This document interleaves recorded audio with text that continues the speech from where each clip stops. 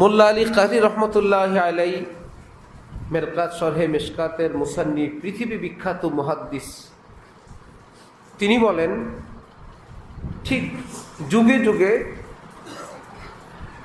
সব যুগে আল্লাহ পাক এইরকম কিছু আলেম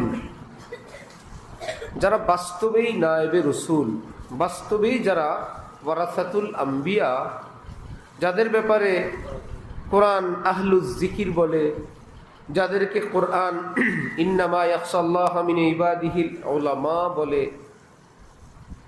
কিছু তো কোরআনের ওলামা, কিছু আমাদের ওলামা।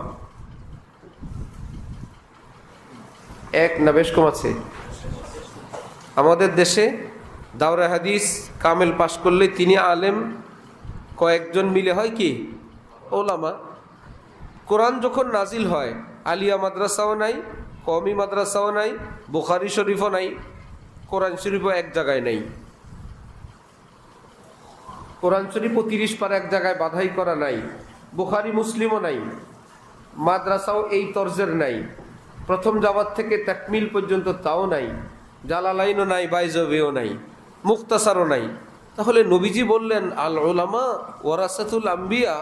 কোরআন যে বলে ইন্নামা ইয়াখশাল্লাহ মিন ইবাদিহিল উলামা, এই ওলামা কারা? তারা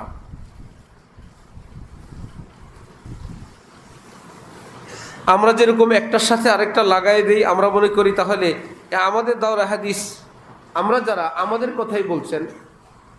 কাছাকাছি সময়ে একদিনই জলসায়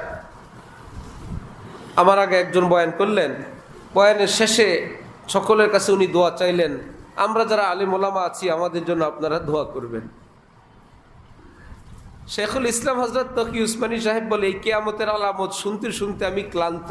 নিজেরা আলেম বলে, উনি নাকি আলেম। আমরা যারা ওলামা আছি, তুমি আবার কবে ওলামা হইলা? তুমি আবার আলেম হইলা কবে? হযরত তকি উসমানী সাহেব বলেন, এই আওয়াজ আমি দীর্ঘদিন শুনতেছি যে আমরা ওলামায়ে কেরাম মিলে এই কাজ করলাম, আমরা ওলামা, আমাদের এই কর্তব্য। নিজেকে নিজে আলেম বলে। আরেক ওয়াইজ দীর্ঘদিনের বেশ বয়স্ক, সেও বলে এদিক সেদিক তাকাইলে মানুষকে, এদিক সেদিক তাকাবেন না, এদিকে তাকান। হাদিসে আছে আলেম দিক তাকাইলে, আলেমের দিক দেখলে জীবনের সগীরা গুনাহ মাফ হয়ে যায়। ওনার চেহারা শরীফ এমন, উনি আলেম, আর হাদিস শরীফে আছে আলেমের দিক দেখলে সগীরা গুনাহ মাফ হয়। ওনার চেহারার দিক তাকাইলে শ্রোতাদেরকে উনি বুঝায় আপনাদের সগীরা গুনাহ মাফ হবে। হ্যাঁ, এই কথা বলা হলো কবিরা গুনাহ। এই কথা বলা কি কবিরা গুনাহ? যা আমি আলেম, আমার দিকে দেখেন, আপনাদের সগীরা গুনাহ মাফ হবে, এই কথাটা কি? কিন্তু উনি ধোঁকা খাইছে কিভাবে? হাদিস শরীফে আছে আলেমের দিক দেখলে, আমি তো আলেম।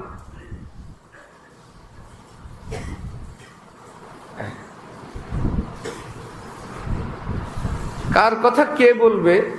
অনেক সময় তোমরা দেখবা মজমায়, মাহফিলে, স্টেজ থেকে ঘোষণা করে যে ভাই আমরা চুপ থাকি, বলে আমরা কথা না বলি, আমরা মনোযোগ দিয়ে শুনি। এগুলো তো আমরা বলা যায়, আপনারা আমরা। এর মধ্যে আবার হঠাৎ বলবে আমরা যারা উজুখানায় আছি, আমরা যারা ওয়াশরুমে আছি। আপনি তো এখানে আছেন, আপনি ওয়াশরুমে আছেন কখন? এতক্ষণ এটার মধ্যে তো শরীর ঠিক ছিল। ভাই আমরা কথা না বলি, আমরা মনোযোগ দিয়ে শুনি, আমরা খেয়াল করি, আমরা কদর করি, ওটার মধ্যে তো আমরা ঠিক আছে। ভাই আমরা যারা ওয়াশরুমে আছি, এই কথা ঠিক আছে? এরপরেরটা শুনবা, আমরা যারা মহিলা আছি, পর্দা সহকারে ওই দিকে যাই, আমরা যারা মা বোন আছি, ওই যেটা আমরা শিখছে, আমরা যারা মা বোন আছি, আমরা যারা মহিলা আছি, হ্যাঁ ওই রকম হরি আমরা আলেম।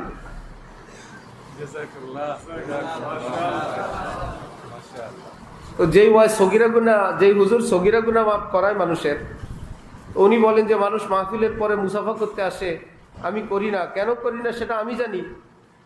রাত 12টা 1টায় মুসাফা করতে আসে, এক একটার হাত ঠান্ডা, বলে মুসাফা করে করে আবার একটা টিপ মারে। শেষে বলে কি, টিপ দিলে দে বেটা, 20টা টাকা দিয়ে দে।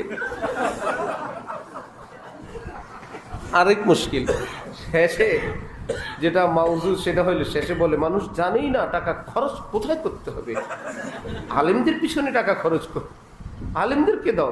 আবার আলেম হয়ে গেছে। আল্লাহু আকবার। এটা সহজে বোঝানোর জন্য ছোট বড় সবাইকে, সেটা হলো আল হাসানু আল হুসাইনু সাইয়্যিদা শাবাবি আহলিল জান্নাহ। এক বেটা তার নাতি একজন হাসান আর একজন হুসাইন। ইনি ঘুরে আর বলে আপনাদের দোয়ায় আমার নাতিদের কথা হাদিসে আছে। কি আছে? আল হাসানু আল হুসাইনু সাইয়্যিদা শাবাবি আহলিল জান্নাহ। হাসান হুসাইন জান্নাতের যুবকদের সর্দার। এই হাসান হুসাইন, আপনার হাসান হুসাইন যখন নাই দুনিয়ায় তখন থেকে তো হাদিস বুঝা গেল। আপনি ওই বরকতির নাম যুগ হয়েছে, এই হাসান হুসাইন সে হাসান হুসাইন না। তাহলে আমাদের পরিভাষায়, সমাজে, কালচারে দাওরা হাদিস, তাকমিল, কামেল পর্যন্ত পড়ার পর যে আলেম বলে, এটা কি কোরআন হাদিসে বর্ণিত আলেম না আমাদের দেশীয় আলেম? সে আলেম হইতে দাওরা হাদিসও লাগে না, কামেলও লাগে না। মোল্লা আলী কারি বলছেন, ফরজ পরিমাণ এলেমের পর যার এলমের মাত্রা অনেক বেশি, ফরজ পরিমাণে এলেমও আছে, আমলও আছে, আকিদাও শুদ্ধ, সনদ সহ এলেম, এবং সে এলেমের মাত্রা অনেক বেশি, ইসলামের ভাষায় তাকে বলে আলেম। কিন্তু ফারাইজ ওয়াজিবাত, সুনানে মুআক্কাদাত এবং তারকে মাসিয়াতের ব্যাপারে অটল। তো যারা দাবি করে আমরা আলেম, খোঁজ নিয়ে জানা যাবে আলেমের বৈশিষ্ট্য তো দূরের কথা, তিনি তালেবে আলেমের যে বৈশিষ্ট্য ইসলামে, সেই তালেবে আলেমেরও যোগ্য না। যে বলে আমি আলেম, ইসলামী দৃষ্টিতে সে একজন তালেবে আলেমও না। তালেবে আলেমের আগে আরেকটা স্টেজ আছে, ছোট, মুসলিম। লা তামুতুন্না ইল্লা ওয়া আনতুম আলিমুন না মুসলিমুন, মুতাআল্লিমুন না মুসলিমুন, হাফিজুন, আলিমুন, মুফতিউন, মুহাদ্দিসুন, লা ওয়া আনতুম মুসলিমুন। ওই মুসলিমুনের ইমতিহানেও তিনি পাশ করে নাই।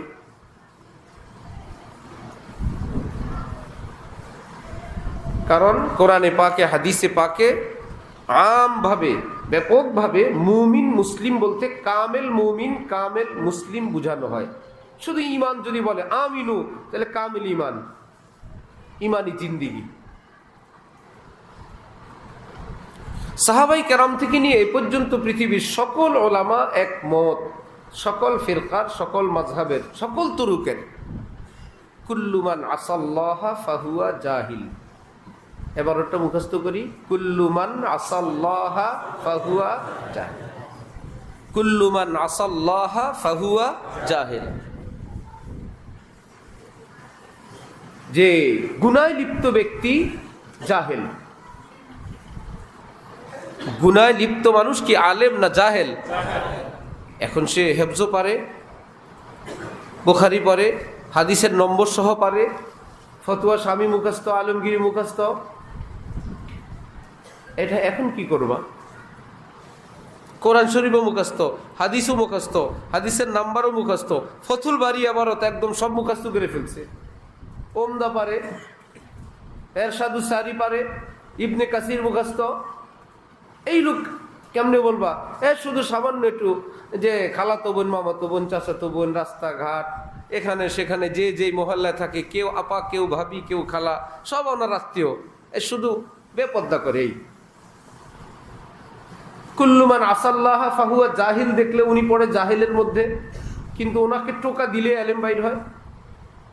জিজ্ঞাসা করলে পৃষ্ঠার নম্বর সহ বলে দেয়। মুখতাসারুল মানি বিপদ পড়লে উনি, বাইজাবেরিয়া উনি, সরে আকায়েদ, সরে তাহজিব সব ওনার, ফতোয়া স্বামী আলমগীরি। কিন্তু কবিরা মনে করে বেপর্দা করে, অথবা জবান খারাপ করে, অথবা যে কোনো গুনার মধ্যে তিনি লিপ্ত। তাহলে এজমা হলো কুল্লুমান আসাল্লাহ ফাহুয়া জাহেল।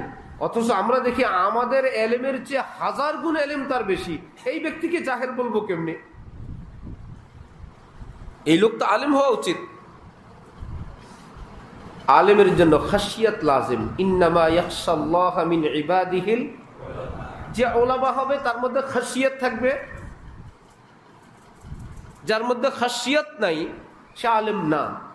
তার এই পাপে লিপ্ত থাকা, একটা হলো পাপ হয়ে যাওয়া, কদাচিৎ কখনো এটা হইতে পারে, আরেকটা হলো পাপের মধ্যে ডুবে থাকা, জানে এটা গুনাহ, এর মধ্যে ডুবে আছে,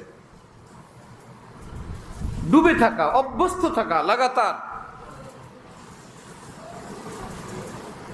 এই লোক